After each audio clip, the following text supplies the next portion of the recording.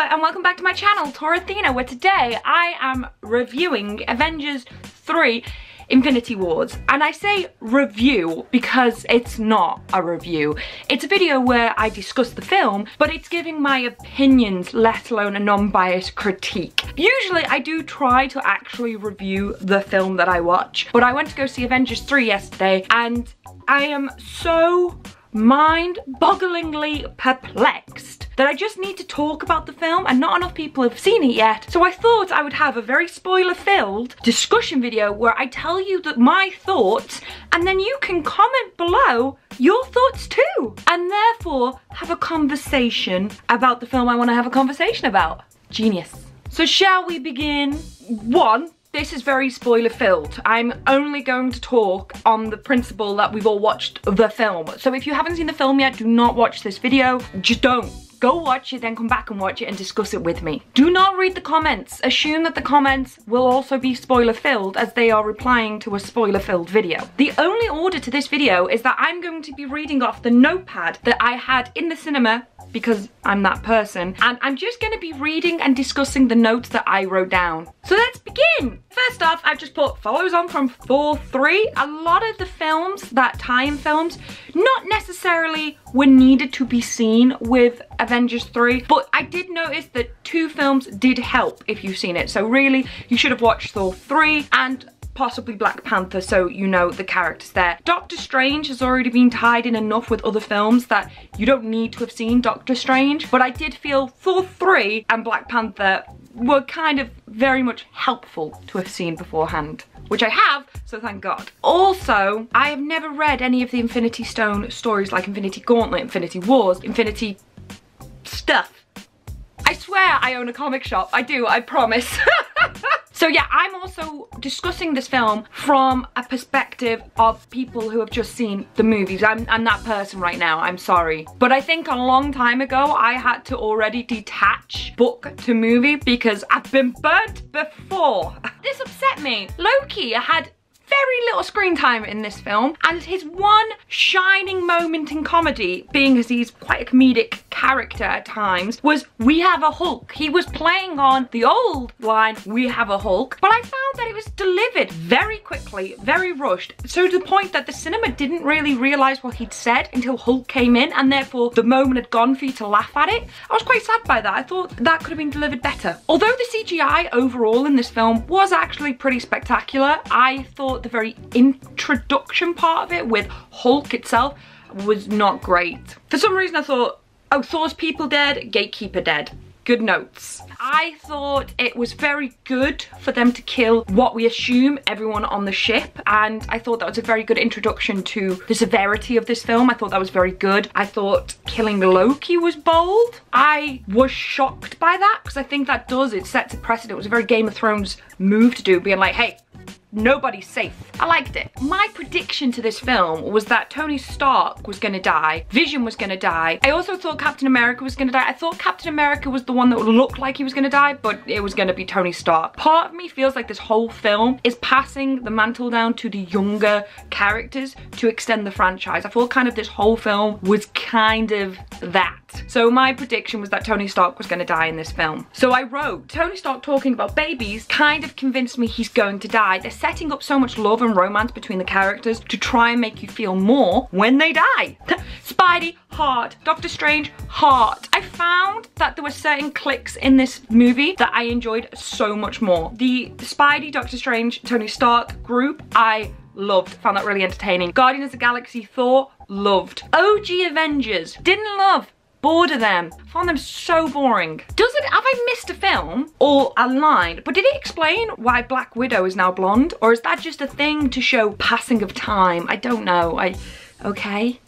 I quoted some of my funny jokes. I liked that, like the ones I found funny. And Squidward, and you're embarrassing me in front of the wizard. I thought Tony Stark genuinely had some of his best moments and character in this film. I've kind of grown a little bored of Tony Stark, and not necessarily Robert Downey Jr. playing him, but it is Robert Downey Jr. playing a very easy character for him to play. It's a character he's played before, this cocky, much loved person. And yeah, I think I'd found him a bit stale. and I thought in this film he'd done really well. Either he had some really great lines written in, or he'd kind of come in with this like energy to really show up and be good, which kind of really strengthened my belief that he was gonna die. All of a sudden you've started to like him again and really enjoy his on-screen presence, just so they could take that from you. I thought the CGI of Banner trying to Hulk out, I really liked that. I did. New Spidey suit? I dig it. This is something that really bothers me in this film, and I don't know if this is the first incident in the film or just the first one I noticed to write down, but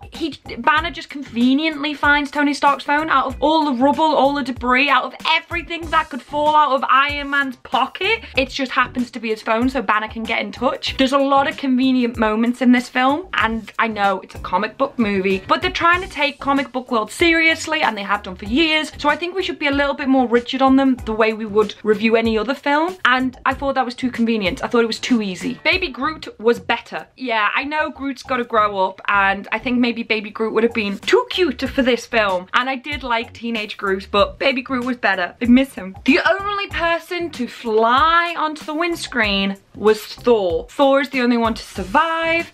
Yeah, once again, a heckload of coincidence. A heckload of convenience. Star-Lord being jealous, it was perfect. It's very much his character. He's a selfish person. He doesn't want to share. He can get jealous easily. That all makes sense. The way he did it was very good. I'm not necessarily a massive fan of Chris Pratt. One of the reasons his character is the same in every film, but annoyingly, it really does fit Star-Lord's persona, and it worked very well. I've written here, too many beautiful moments equals they die. I've got a feeling this was talking about Star-Lord and Gamora talking, and she's like, you have to kill me, and it's all very beautiful, la la la la la. And once again, it's like Stark talking about babies, Gamora talking about her childhood, having this romantic moment with Star-Lord. It's all setting it up for tears at the end of the film.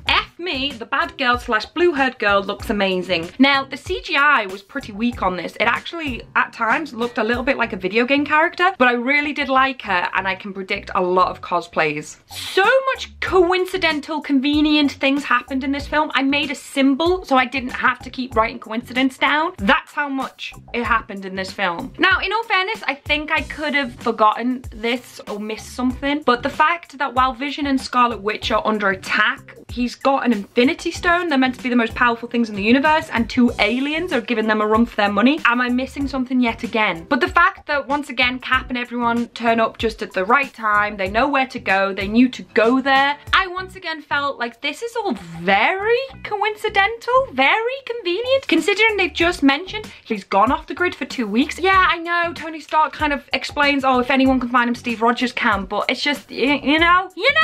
It's like too much had to happen in this film for them to have time to explain it. I liked the Gamora flashback. I liked that they developed the relationship between her and Thanos. I like that it developed the explanation and motivation behind Thanos's plans. I liked it. It was quick, it was short, but it actually did create a level of emotion for me, which I was yet to feel in this film. I actually wrote here that I was starting to sense that the writing was pretty weak in this film. I stand by that. It was very shoehorned in. The plots were very shoehorned in. They had so much going on, they had to cram it all in, which I found kind of crazy because they were cramming in a setup film for a film that they've been setting up for 10 years. Yeah. I've written here something that I wanted to go back to, that when Loki died, I didn't feel anything. I understood why they did it, to set that precedent, but I also don't believe it. It's so bold, I don't believe it. Like, there's a writing technique called Chekhov's gun, and basically the quote is that you can't write that there is a shotgun above the door unless you use that shotgun by the end of the chapter. And once you learn formulas on how writing should be, it kind of ruins the element of surprise in any film, and you can't help but analyze what should happen. And when Rocket and Thor are talking, Thor even says he's been dead before. That could be to give us hope, like for me to think, oh, he's not dead, but he will be. I don't know, I just don't think he will be. I think he'll come back to life. I've written here, and it's true.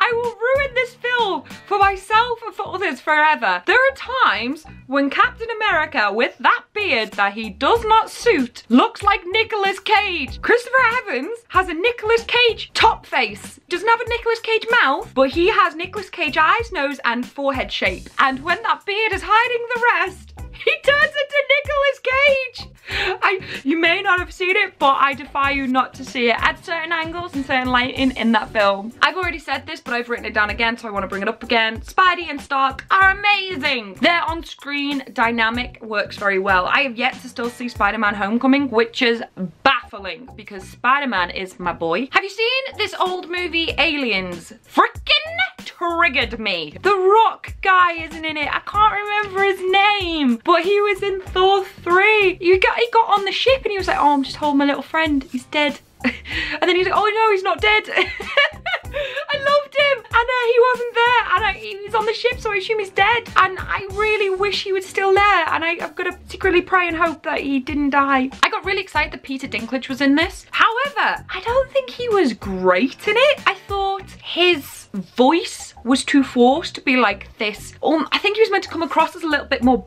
barbaric, and because his voice is so iconic to a very intelligent character in Game of Thrones, probably the most intelligent, I think he tried to dumb down his character by being a little bit more like, dwarf, make hammer. I don't know, I don't think it worked incredibly well. I think it did work, but not organically, or I just kept seeing Peter Dinklage, or I kept seeing Tyrion. I don't know, it was very, yeah, something was off. Already stated, but Guardians and Stark and Spidey might be my favorite thing.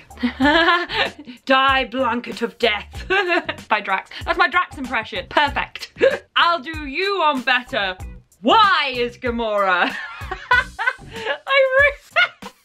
I loved it. There was genuinely laugh out loud moments in this, which I expect from Marvel now. And I like that. I like that I know what to expect from a Marvel film. It's not going to be dark like Batman, although this did try to be obviously more darker. It's the end of the world, but there's still funny lines, there's still humor, there's still comedy. Lord of the Rings is the end of the world, and it's one of the most darkest concepts you could think of, but they still had funny moments in it. You are allowed laughter. I think it's important. Star-Lord copying Thor just killed me. Gamora's death, the second biggest death in this film, it was weak. They tried so hard to make that a heart-wrenching scene, and I cry at everything, and I didn't cry at that. I felt nothing. I didn't care whatsoever. I thought it was very cliched but good writing to show that Thanos really is prepared to do anything for what he believes is the greater good. I think that makes him up there with, you know, the likes of Magneto, because to be fair, the one thing that this writing did in this film was make me understand his motivation. His motivation isn't for world power. His motivation is to save the world in his own deluded way. And he genuinely believed, this is the thing you need to do, so much so I will kill the only thing I love. If you want a film where you have a bad guy where you can even semi-empathize with or relate to or understand or even like, you need that kind of scene. I just didn't think, I don't know, I felt like it was a little, once again, a little too shoehorned in, maybe a little too rushed. Everything had an element of rushed to this film, and yeah, it did nothing for me. When Bucky and Cap met, at least they hugged this time. I don't think they even touched in Captain America 3 Civil War, considering that whole film is about Steve Rogers doing anything to save the person he loves. Can't even touch though. I've already once again talked about it, but Cap's group bores me so much. The OG Avengers, bar Tony Stark, maybe Bruce Banner and Thor. I don't know, yeah, do you know what it is? Cap has never really interested me. Black Widow's never really interested me. War Machine, Falcon, they kind of bore me a little bit as well. And like maybe my 4 least favorite characters were all kind of put together in a group, and I was like, ah, okay. That's a boring group, isn't it? You know, you have the likes of Spider-Man, Doctor Strange, Tony Stark, and Star-Lord, you have like the funniest people, and then the most rigid people all put like separated, and it's like, who am I gonna like more?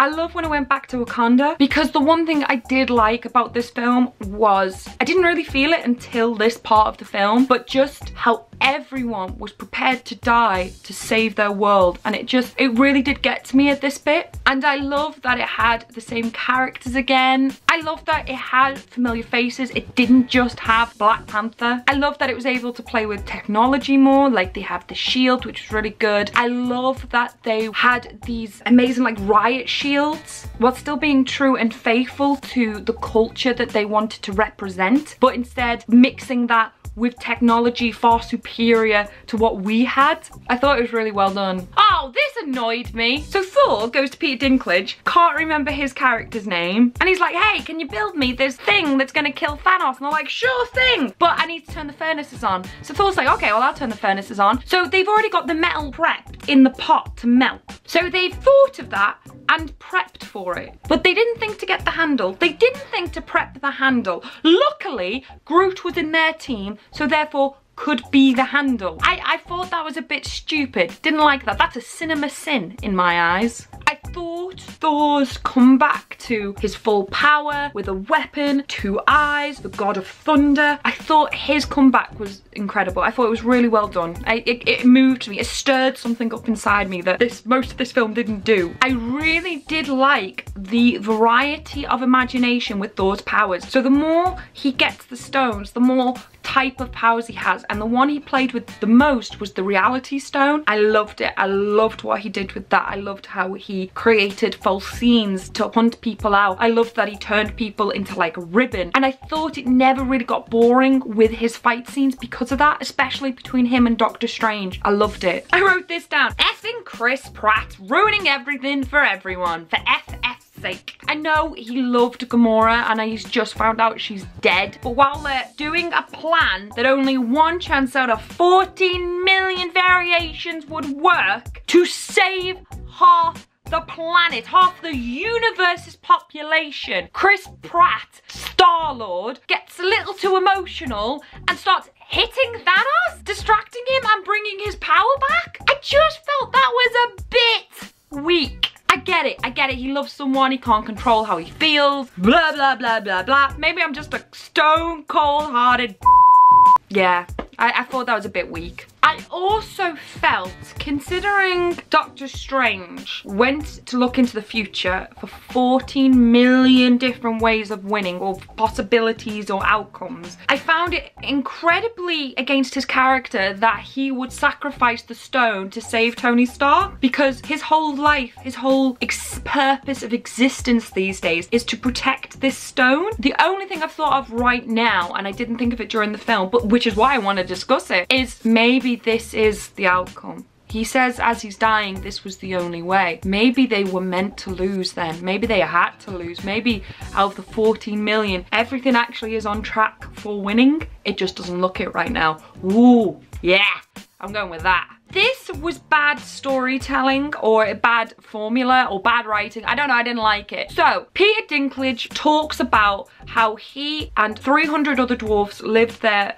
making weapons, and then Thanos comes along and, I don't know, puts them all hostage except for Peter and says, make me this gauntlet and I will spare you all. So he makes him the gauntlet and he kills them all anyway. This story was obviously meant to show how evil and bad Thanos is, which he is, he's a bad guy. But this entire film goes against that story, or that story goes against this story. It doesn't match. Thanos' whole motivation behind this film is balance. He kills half, he saves half. And I also actually get the feeling that he isn't there to kill anyone just for the sake of killing. He's only killing people who get in his way. So he goes to kill Tony Stark, and then Doctor Strange says, spare him and I'll give you the stone. Thanos says, okay, gets the stone and leaves. Both accounts don't match up. Thanos should have killed half the dwarfs, or he should have gone against his word and killed Tony Stark. The only reason why he didn't is because Tony Stark, like all superheroes, has that secret superpower, look. That's not good writing. It's very contradictory to the character and their motivation. I didn't like that. There is one character I have never cared about. Not once, not ever, nuh-uh. Didn't care, did not care. And that's Vision. I never cared about him and Wanda. I just didn't get it, didn't care. But me.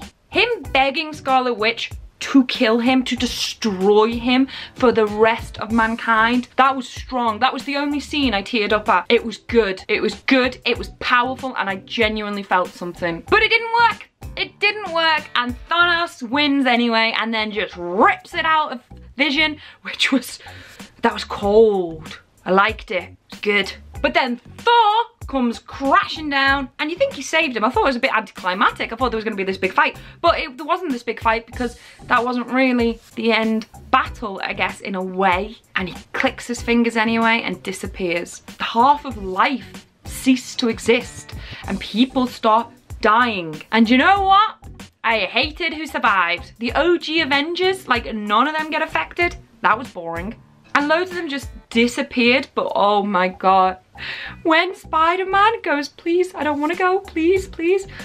That got me. That got me. It's like, I'm actually tearing up a little bit now. I did not like that boy when he got cast as Spider-Man, and he forever proves me wrong on how good he is as Spider-Man. And then you see Thanos, who lives in a little hut, as it seems, and he looks out and looks over at the sunset. I genuinely liked that scene. Didn't fully understand why he lived in a shack, but I did like that. He said that's what he's gonna do, and he did. That's good repetition and writing. It made me feel something. I'm not sure why. But that's good writing. I felt something for him. He was dying, but he completed what he was out to do, and he seemed happy about that. And there's something about that that stirs something inside me. I don't know, that made me feel something. But is he dead? Is he not dead? I don't know. It's weird. He's done his job, and now he's gonna rest. Where, like, most bad guys, their work's just begun. Now it's like to enslave humanity or do this. Well, no, he's done his work. It's done. And whether he dies or not, it's done. You know, how is everyone gonna fix it? And that's obviously what the second part of the film is gonna be. Avengers 4 Part 2. You know, it's just a bit messy, but when the credits came up then, I nearly screamed. And I've googled it, and apparently it's meant to come out around May next year, but that's a long time to wait just for another setup film. Like that kind of annoys me. That kind of bothers me. But I get it. We always have to wait a year. We had to wait a year in between the Lord of the Rings, Harry Potter's. Well, got longer between the Harry Potters, didn't it? But yeah, so like I said, this isn't a review. I didn't review the actors because, let's face it, we all know they're great. We all know they're great. The only one I commented on was Peter Dinklage because, for reasons I've just stated. This isn't about whether the film was good or bad, although the only thing I did review is the writing. I had to talk about that. This isn't about whether it was accurate to the comics, because I can't. I'm not comparing it to that. I'm only judging it based on the MCU history and now, I guess, present. I'm annoyed my predictions are wrong so far. I was right, Vision did go. I thought, but that was kind of a no-brainer to me. I'm annoyed the OG Avengers are left. I think Infinity Wars 2 is gonna be very boring. All the characters I liked, except for Tony Stark, are gone. Oh, and Thor. Now, don't get me wrong, I've totally dissected this film because that's what I love doing. I love discussing films. No film, no matter how entertaining or good, is untouchable, is infallible. They all have mistakes and they all have things wrong. But let's face it, I was very excited about this film and I was very entertained by it. I'm not necessarily saying it's a bad film. I'm not saying I hated it, but I'm not saying I loved it either. I'm not saying it's a good film. I am so on the fence with this film, and I'm so confused how to sum up how I feel about it, which is why I did this video, which is why I wanted to discuss it. I know it's going to be a long video. I don't even know how short this is going to be after I edited it. So thank you for bearing with me if you've watched it this far. So I implore you, please give me your feelings, or even if it's just like, oh yeah, Peter Dinklage was a bit weird in that, or oh, my favorite character was. Please comment below, discuss this film with me, help me get to a decision, a conclusion, and let my mind rest. I was hoping this was going to be out ASAP, but I'm also assuming this is now going to be a Monday video just because it's so long. I know it's going to take a while to edit. But either way, thank you so much for watching this. Please like the video because it helps out the channels. Comment below because I want to discuss it. Subscribe if you haven't because I do geeky videos a lot. And if you want to support me any more than you already do, you can do that on Patreon and the link would be below if you want to check out the rewards that I offer on there. But for now, guys, thank you so much for watching. I'm going to go. My throat is sore from all this talking and I have things to do. So thank you so much for watching and I'll see you soon. Bye!